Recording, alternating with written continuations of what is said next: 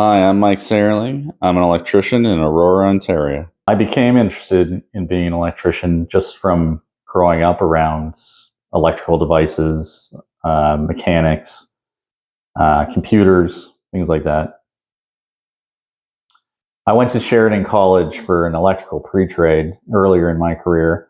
It's about a year program at school, and it gives you the basics of what you'll be doing actually on the job.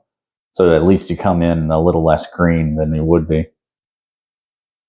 I found my apprenticeship just by sending out resumes because you either got to know somebody or you just got to keep trying. Look, electricians are always looking for someone. Being an apprentice is interesting because you work for most of the year, and then for 3 months out of the year, you go back to school. You go through basic, intermediate, and advanced. And each time you go through, they teach you a little bit more of the math and science behind electricity and what you're doing and why you're doing everything, especially code. Code, there's a lot of code that you have to learn to be able to do this properly. I'm a residential electrician, so I like the freedom to go to different places to see different houses. I mostly do renos or custom homes, so it's always interesting. You get get to see a lot of different things, and you get to rack your brain on all these different problems that other people have left you.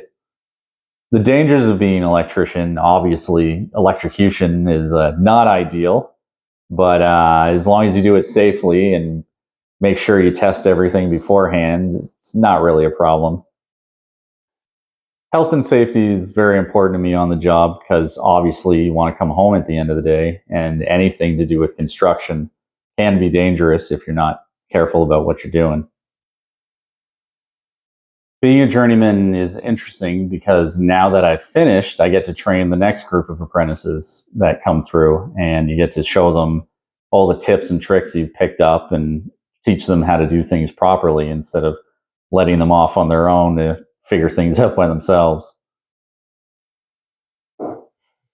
In the future, now that I've gotten my license, I hope to eventually get my master's license, and then you can start pulling your own permits and become your own boss, and you pick your own job. So it'll be nice to do something like that in the future.